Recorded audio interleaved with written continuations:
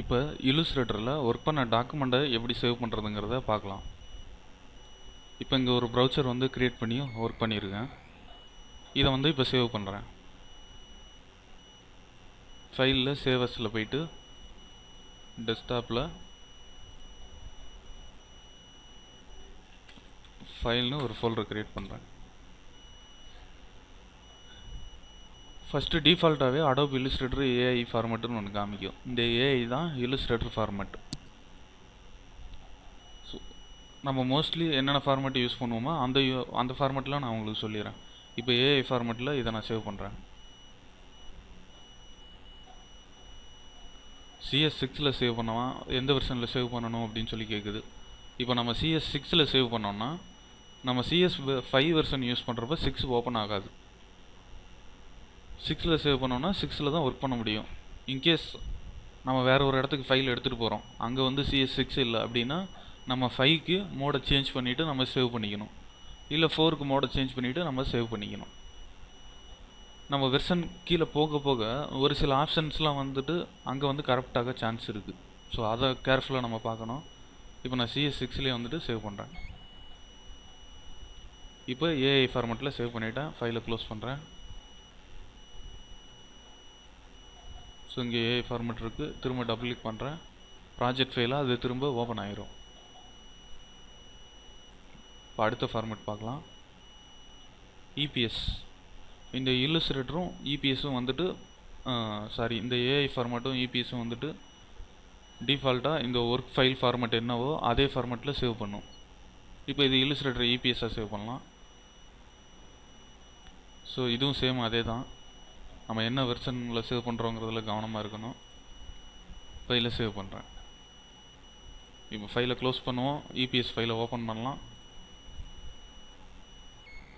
அதுவும் வந்துட்டு நமக்கு லேயரை தனித்தனியாகவே வச்சு ப்ராஜெக்ட் ஃபைலாக சேவ் பண்ணியிருக்கு. அடுத்து பிடிஎஃப்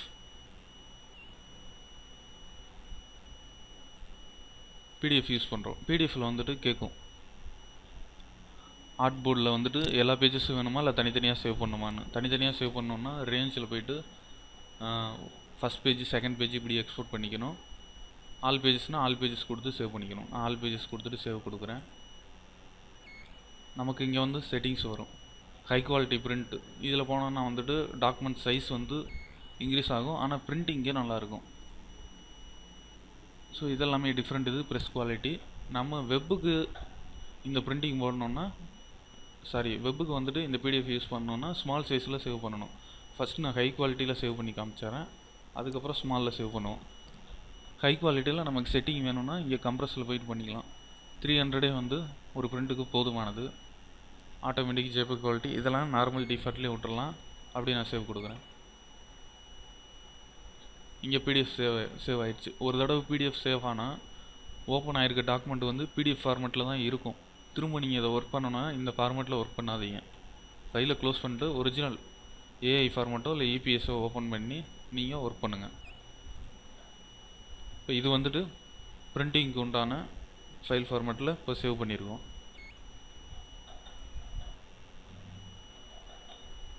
இதோட ஃபைல் சைஸ் பார்த்தீங்கன்னா 1 MB பக்கம் இருக்குது. அடுத்து இதை வெப்புக்கு சேவ் பண்ணுவோம். வெப்சைட்டில் லோட் பண்ணுறதுக்காக நம்ம இந்த பிடிஎஃப்பை சேவ் பண்ணலாம். இப்போ பிடிஎஃப்பில் போயிட்டு ஸ்மால் சைஸில் வந்துட்டு நம்ம சேவ் பண்ண போகிறோம். நான் இன்னொரு நேமும் கொடுக்குறேன். _1. இங்கே வந்துட்டு ஸ்மால் சைஸ் செலக்ட் பண்ணிவிட்டேன். கம்ப்ரஸ் அதில் போய்ட்டு 100 and 150 இருக்குது. 100 and 150 ஓகே. இப்போ இங்கே ஏதாவது சேஞ்ச் பண்ணோன்னா நான் இங்கே 72 வைக்கிறேன். 72 to 150. இமேஜ் குவாலிட்டி லோவில் தான் வச்சுருக்கேன். கொஞ்சம் அடி வாங்கும். பரவாயில்ல, சேவ் பண்ணுவோம். ஃபைல் சைஸ் பார்த்தீங்கன்னா அதாவது 10 மடங்கு வந்து குறைச்சிருச்சு ஃபைல் சைஸ். அதாவது 1000 KB இருக்கிற இடத்துல வந்துட்டு வெறும் 100 KB தான் வந்திருக்கு. ஸோ இது வெப்சைட்டில் வந்துட்டு இந்த பிடிஎஃப்பை நம்ம அப்லோட் பண்ணோம்னா சீக்கிரமே லோட் ஆகும். அதோட குவாலிட்டி பார்ப்போம் எப்படி இருக்குன்னு. இது எல்லாமே பியூர் வெட்டாருங்கிறனால உங்களுக்கு அந்த டிஃப்ரெண்ட் காமிக்கல. இதை அடுத்த பேஜ் போகிறேன். இந்த இமேஜில் பார்த்தீங்கன்னா அந்த டிஃப்ரென்ஸ் உங்களுக்கு தெரியும். ஜூம் பண்ணி காமிக்கிறேன். நம்ம குவாலிட்டி கம்மி பண்ணதுனால இமேஜ் ஃபுல்லாக குவாலிட்டி வந்து குறைஞ்சி அடி வாங்குது. பட் வெப்சைட்டுக்கு போடுறப்போ வந்துட்டு நம்ம இந்த மாதிரி தான் சேவ் பண்ணிவிட்டு யூஸ் பண்ணணும். அப்போ தான் வந்து சீக்கிரம் லோட் ஆகும், பிடிஎஃப் வந்து சீக்கிரம் லோட் ஆகும். ஸோ இதோட குவாலிட்டியை பார்த்துக்கிட்டிங்க. இதே நம்ம பிரிண்டிங்க்கு சேவ் பண்ணால் அந்த ஃபைலை ஓப்பன் பண்ணுவோம். இதோட குவாலிட்டி பாருங்கள், ரொம்ப நல்லாவே இருக்குது. இந்த இடம் பார்த்தீங்கன்னா தெரியும், ரொம்ப பிளர்ராக இருக்குது. இது பார்த்தீங்கன்னா க்ளீனாக இருக்கும். ஸோ இதுதான் பிரிண்டிங்க்கும் நம்ம வெப்புக்கும் சேவ் பண்ணுற மெத்தடு. அடுத்ததாக வந்துட்டு இமேஜை எக்ஸ்போர்ட் பண்ணுறதை பற்றி பார்க்கலாம். இங்கே சேவர்ஸில் வந்துட்டு இல்லுஸ்ட்ரேட்டர் ஃபைலு, பிடிஎஃப் இந்த மாதிரி தான் இருக்கும். ப்ளஸ் எஸ்விஜி இருக்கும். எஸ்விஜி ஃபார்மேட் எதுக்குன்னா, வெப்சைட்டில் வந்துட்டு ஒரு சில இமேஜை வந்து எஸ்விஜியாகவும் லோட் பண்ணுவாங்க. ஸோ அதுக்காக வந்து நம்ம எஸ்விஜியில் வந்து சேவ் பண்ணிக்கிறோம்.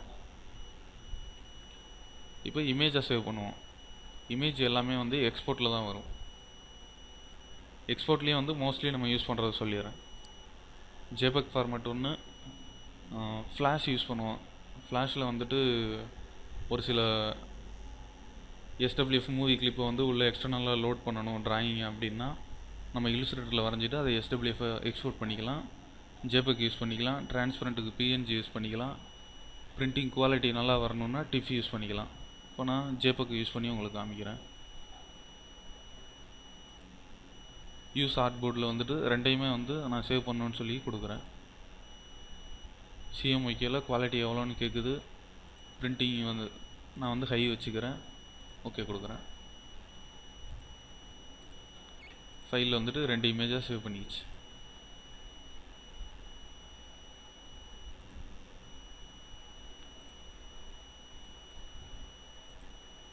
இப்போ இந்த இமேஜ் ஃபார்மேட்டில் சேவ் பண்ணுறதுக்கு ஒரு காரணம் இருக்குது. நம்ம பிடிஎஃப்பில் சேவ் பண்ணியும் அதை பிரிண்ட் கொடுக்கலாம். சப்போஸ் பிடிஎஃப்பில் வந்துட்டு அந்த ஃபாண்ட்டு எடுத்துக்கல, எம்பெடட் ஆகலை அப்படின்னா, இல்லை நீங்கள் பிடிஎஃப் ஃபைலை கொண்டு போய் கொடுத்து அந்த பிரிண்டிங் கொடுக்க போகிற அந்த கம்ப்யூட்டரில் வந்துட்டு அந்த ஃபாண்ட்டு இல்லாட்டி அந்த ஃபாண்ட் எல்லாமே அடி வாங்கிடும், டோட்டலாக வேறு ஃபாண்ட்டாக மாறிடும். ஏன்னா நம்ம ஃபாண்ட்டை வந்து எம்பெடட் கொடுக்கல. அதுக்காக தான் வந்துட்டு நம்ம இமேஜை எக்ஸ்போர்ட் பண்ணிவிட்டு அதை பிரிண்டிங் பண்ணுற இடத்துக்கு நம்ம இந்த இமேஜை மட்டும் எடுத்துகிட்டு போயிடுறது. அது வந்துட்டு ஒரே ஃப்ளாட் ஆகிரும். ஸோ அப்போ இமேஜில் என்ன பார்க்குறோமோ அது பிரிண்டிங்கில் வந்து கரெக்டாக அப்படியே வரும். அந்த மாதிரி இடத்துல வந்துட்டு நீங்கள் ஜேபக்கை விட டிஃப் யூஸ் பண்ணுறது இன்னும் கொஞ்சம் நல்லாயிருக்கும்.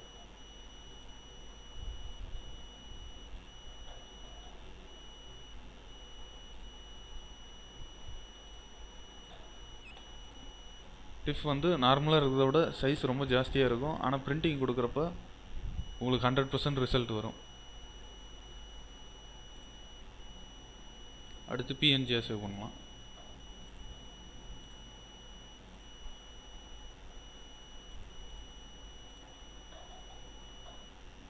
பிஎன்ஜியில் வந்துட்டு ரெசல்யூஷன் கேட்குது. வெப்சைட்டுக்கு யூஸ் பண்ணுறோன்னா 72 வச்சுக்கலாம். பிரிண்டிங்னா 300 வச்சு நம்ம சேவ் பண்ணிக்கலாம். அது டிரான்ஸ்பரண்ட்டாக வேணுமா இல்லை ஒயிட் ஃபில் ஆகி வேணுமான்னு கேட்குது. பிஎன்ஜி சேவ் பண்ணுறப்போ நம்ம டிரான்ஸ்பரண்ட்டாகவே சேவ் பண்ணுவோம்.